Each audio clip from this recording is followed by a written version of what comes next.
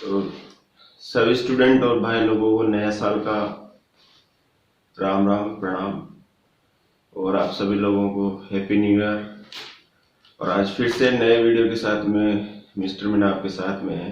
जो भी मेरे स्टूडेंट भाई लोग हैं जो रीट लेवल सेकंड की तैयारी कर रहे हैं, तो उनके लिए एक आज नया वीडियो लेके मैं आ रहा हूँ। और आज के वीडियो में स्पेशल होगा कि मैं पहले केवल एक ही टॉपिक पे वीडियो बनाता था, और आज हम एक साथ एक वीडियो में 3 टॉपिक लेंगे।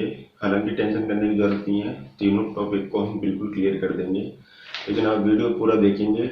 और वीडियो लंबा हो जाएगा उसके लिए आपसे बहुत बहुत क्षमा चाहते हैं, क्योंकि हमारा जो कोर्स आप देख सकते हैं इससे रीट लेवल सेकेंड का जो पूरा कोर्स है, तो इसमें पूरा यहाँ से लेके भारतीय सभ्यता, संस्कृति, समाज, मौर्य, गुप्त साम्राज्य, मध्यकालीन एवं आधुनिक काल, और फिर नीचे से राजस्थान का इतिहास। तो हम पहले इतिहास को कवर करेंगे क्योंकि सबसे ज्यादा लेंथी पार्ट ये है। उसके बाद में संविधान और सरकार का गठन, ये जो छोटी छोटी चीजें हैं तो वो मेरे अंदाज में मैं बताऊंगा आपको, जैसे मैं खुद तैयारी करता हूँ। फिलहाल हम करते हैं मेरे सब्जेक्ट की, जो इतिहास का सब्जेक्ट है, और वो किस तरीके से आज का टॉपिक होगा। तो अभी हम पढ़ रहे हैं वो राजस्थान का इतिहास एवं संस्कृति, जो रीट लेवल 2 का जो आप देख रहे हैं सिलेबस में।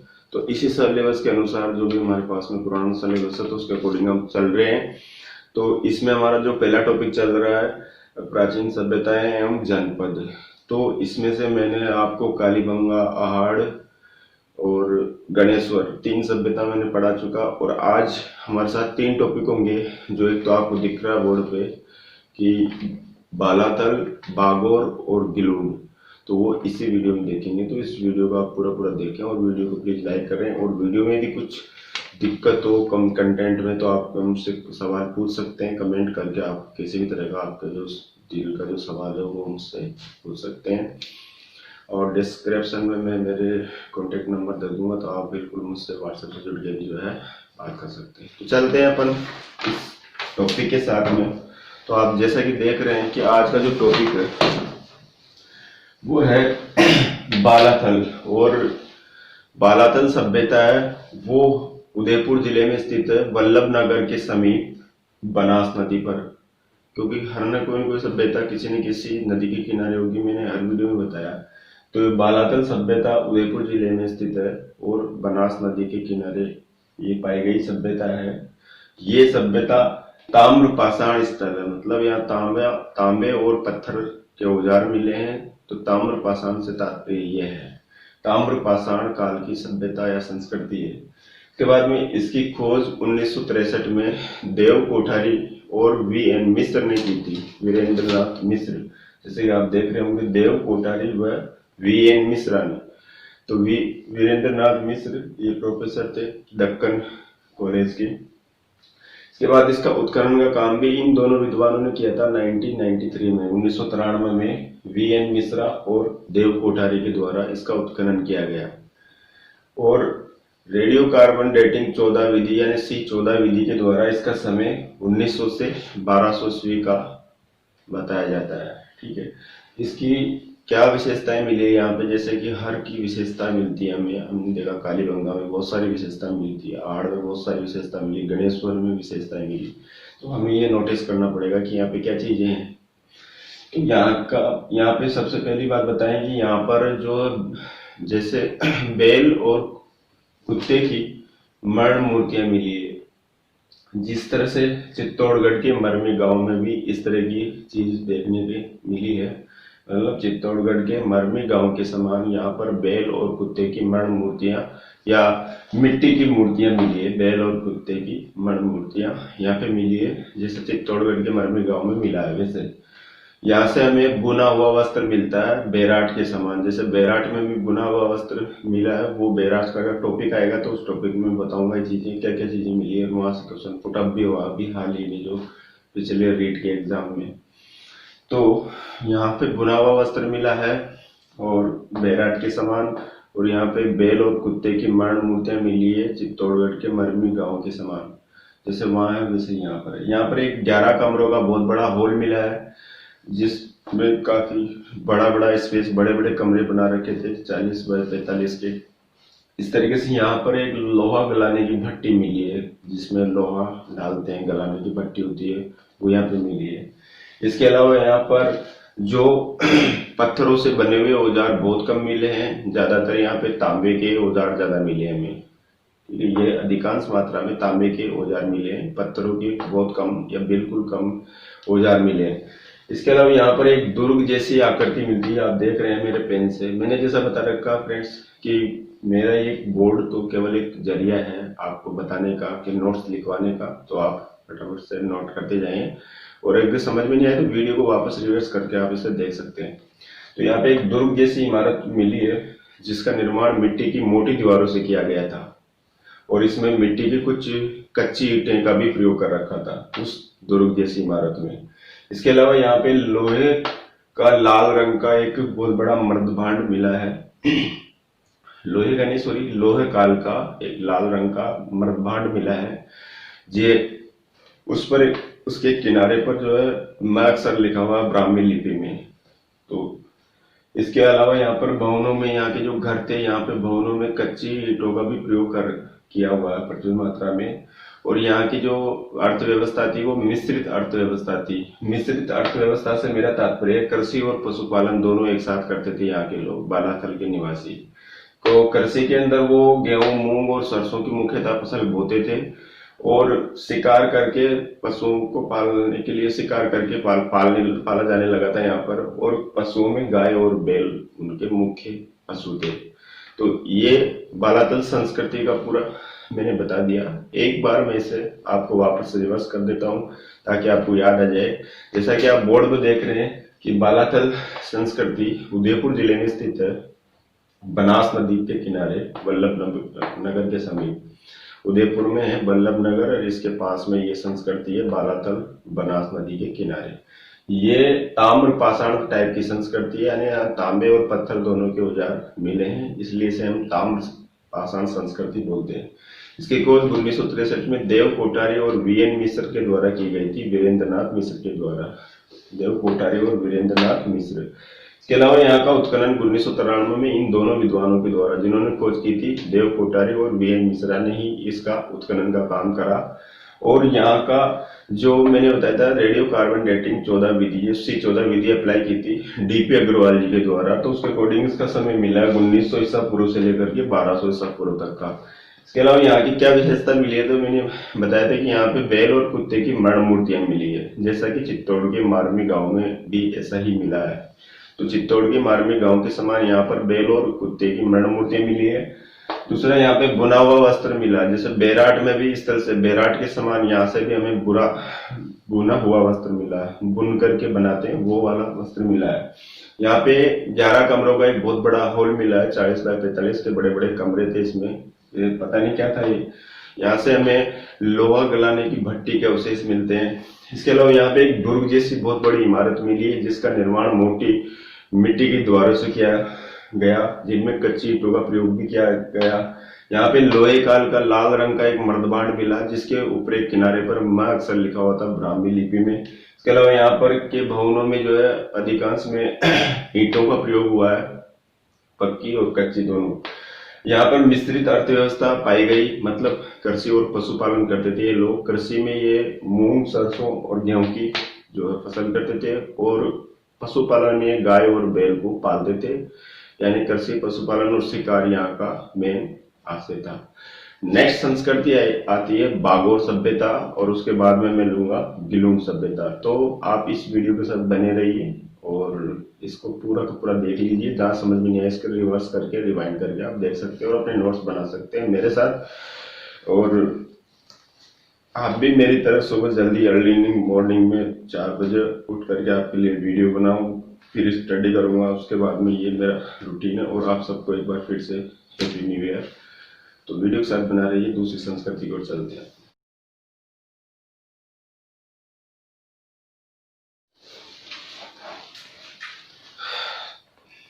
तो फ्रेंड्स, ये दूसरी सभ्यता है बागोर। ये आपको फोकस पड़ रहा है, बोर्ड पे दिख नहीं रहे होंगे। दूसरी सभ्यता है कि बागोर सभ्यता। अब बागोर सभ्यता की क्या विशेषता है, तो इसके बारे में तो विस्तार से आपको बता देता हूँ कि बागोर ये भीलवाड़ा जिले में मांडलगढ़ के समीप कोठारी नदी पर स्थित है। जो कोठारी बनास की सहायक नदी है, मैंने उसमें भी बताया था आपको, आहड़ सभ्यता में भी वो भी बनास की सहायक नदी पे ही थी। उसे बनास संस्कृति बोलते थे आहड़ को। तो ये भी एक बनास की सहायक नदी है। कोठारी, खारी, बेड़च, मासी, ढूंढ और मोरेल, ये बनास की सहायक नदी है। तो बागोर सभ्यता संस्कृति जो है भीलवाड़ा जिले में मांडलगढ़ के समीप जो है कोठारी नदी पर स्थित है। और इसका खोज और उत्खनन का कार्य 1967 में राजस्थान राज्य पुरातत्व विभाग तथा इनके सहयोग से वीएन मिश्रा और एल.एस. लेस्मी के द्वारा किया गया। वही वीरेंद्र नाथ मिश्र और एल.एस. लेस्मी के द्वारा इसका उत्खनन किया गया बागोर संस्कृति का 1967 में। अब सबसे बड़ी इसकी विशेषता क्या है कि ये जो संस्कृति है, सभ्यता है, ये मध्य पाषाण काल से संबंधित संस्कृति है। मेसोलिथिक एज से, मध्य पाषाण काल से संबंधित ये है। और एक तरह से पाषाण संस्कृति है, क्योंकि यहाँ के जो भी औजार मिले हैं वो पत्थर के मिले हैं, लेकिन वो भी बिल्कुल सूक्ष्म औजार मिले। माइक्रोलिथिक एज बोलते हैं इसको, सूक्ष्म औजार मिलना। तो यहाँ की सबसे बड़ी विशेषता है कि यहाँ पर बागोर में हमें 3 स्तर की सभ्यता मिलती है, मतलब फर्स्ट, सेकंड, थर्ड, इस तरीके से। तो आदि मानव की यहाँ पर जो है सभ्यता के 3 स्तर प्राप्त किए जाते हैं, मिलते हैं हमें। और यहाँ के जो उपकरण और अस्त्र जो पत्थर के बने हैं, इस वजह से बागोर को आदिम संस्कृति का संग्रहालय कहा जाता है। बहुत बड़ा आदिम संस्कृति का संग्रहालय बागोर के, क्योंकि यहाँ के उपकरण और अस्त्र जो है पत्थर के बने हुए हैं। यहाँ पे मैंने अभी बताया था कि मानव की सभ्यता के 3 स्तर प्राप्त होते हैं। वो 3 स्तर कौन कौन से हैं, तो मैंने छोटे छोटे लिख रखे हैं साइड में। जो पहला स्तर मिलता है हमें, वो स्तर मिलता है 3000 ईसा पूर्व से लेकर 2000 ईसा पूर्व का। यानी कि इस समय का जो मानव था वो यहाँ पर, यानी कि इस समय न तो कोई मकान के अवशेष मिले हैं, न कहीं रहने के इस तरह के कोई अवशेष मिले हैं, कुछ भी नहीं मिला इस तरीके का। इसका मतलब है कि इस प्रथम स्तर का जो मानव था वो घुमक्कड़ जीवन करता था, कहीं एक स्थान से दूसरे स्थान पे जाता था और शिकार या आखेट करके जीवन यापन करता था, क्योंकि इस चरण के हमें कोई मकानों भी कोई अवशेष प्राप्त होते नहीं है। तो और दूसरा चरण है वो है 2000 ईसा पूर्व से लेकर के 500 ईसा पूर्व तक का। यहाँ पर ये दूसरा चरण लिख दिया, 2000 ईसा पूर्व से लेकर के 500 ईसा पूर्व तक का। तो इस चरण में या इस स्तर में हमें क्या मिला, यहाँ पर हमें तांबे के उपकरण भी प्राप्त हुए 5-7। तो तांबे के उपकरण प्राप्त हुए, जैसे उसमें सुई है, त्रिभुजाकार, छेदक है, ब्लेड है, इस तरह स्क्रैपर है, इस तरह की कुछ चीजें मिली है हमें दूसरे स्तर की। साथ ही यहाँ पर मकान के अवशेष मिले हैं जो पत्थर के बने होते थे। मकान और उनके जो फर्श थे वो पत्थर के बने होते थे। इसका मतलब इस अवस्था में यहाँ का जो आदि मानव है वो स्थायी जीवन जीना प्रारंभ कर चुका था, मतलब घर बना के रहने लग गया था। साथ ही यहाँ पर हमें जो है गाय, बैल, हिरण, सुअर, मृगल, चीतल, कछुआ आदि की हड्डियां मिली है और कुछ जली हुई हड्डियां भी मिली है। तो शायद इस चरण में ये मानव मांस को भूंज करके खाने लग गया, पका करके खाने लग गया, और कृषि भी इसने जो है प्रारंभ कर दी इस समय दूसरे चरण में।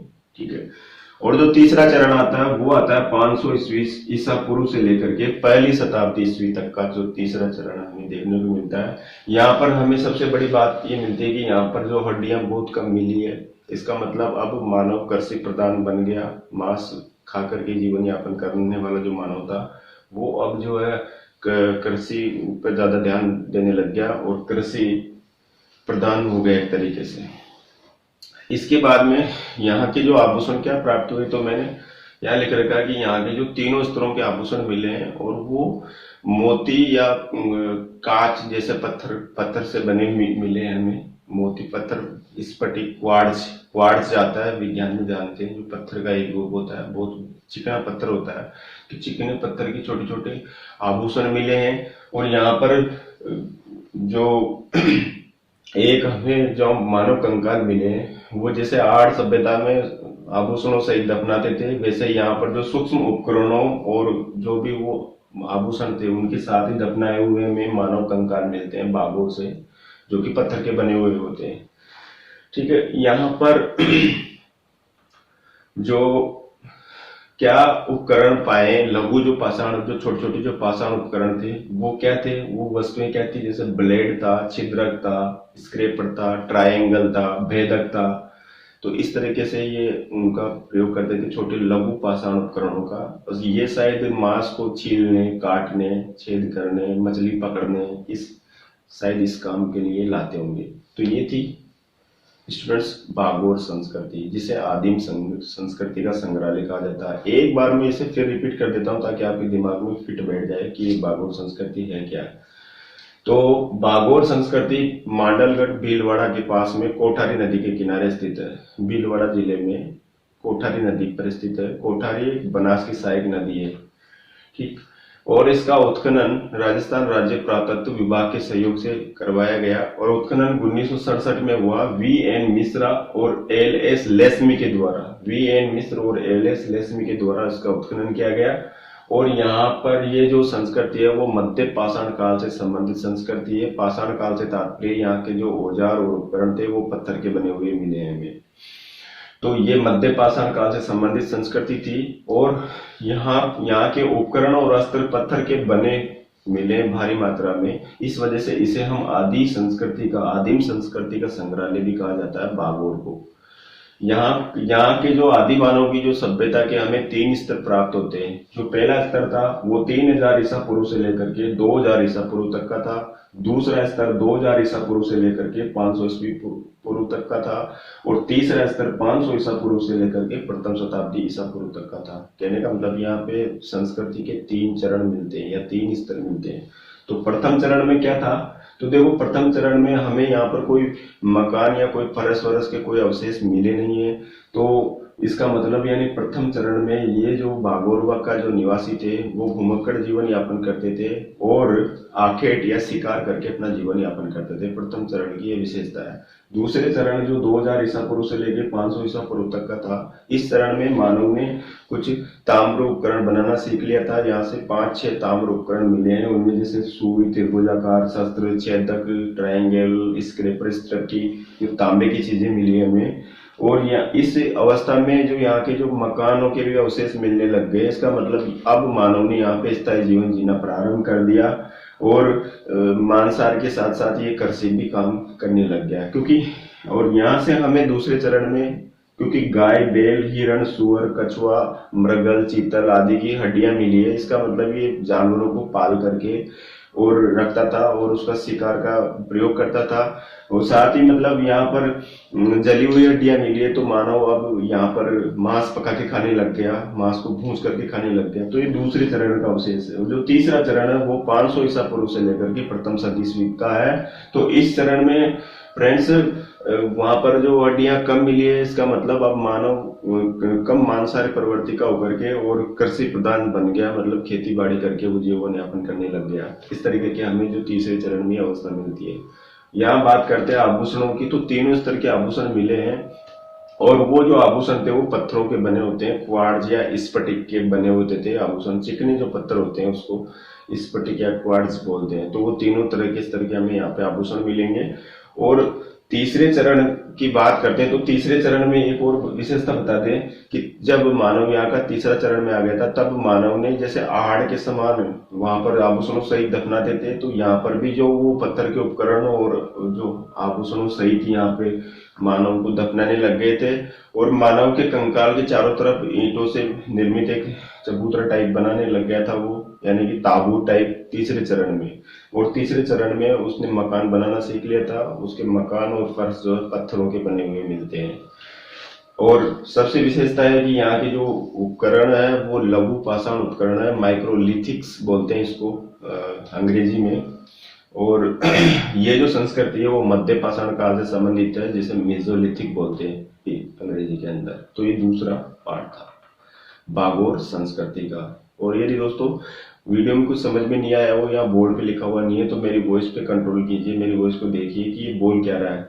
कोशिश कर रहा हूँ, मेरे पास ना तो माइक है, केवल मैं मेरे मोबाइल से आपके सफलता के लिए ये अपने पास रीड के सिलेबस को हाथ में लेते हुए आपको तैयारी करवाई जा रही है। जो भी टॉपिक होगा उसमें सारा टॉपिक का मैं वीडियो दूंगा मेरे अकॉर्डिंग, जितना मेरे से हो सकेगा उतनी आपके लिए मेहनत करवाते। तो तीसरे टॉपिक की ओर चलते हैं और अब हम तीसरी सभ्यता लेंगे गिलोन सभ्यता। तब तक के लिए आप वीडियो में पूरा बने रहिए और वीडियो को स्किप ना कीजिए, पूरा देखिए और वीडियो को लाइक करना जरूर करें और कमेंट्स भी करें। यदि कोई डाउट हो तो आप मुझसे क्वेश्चन पूछ सकते हैं।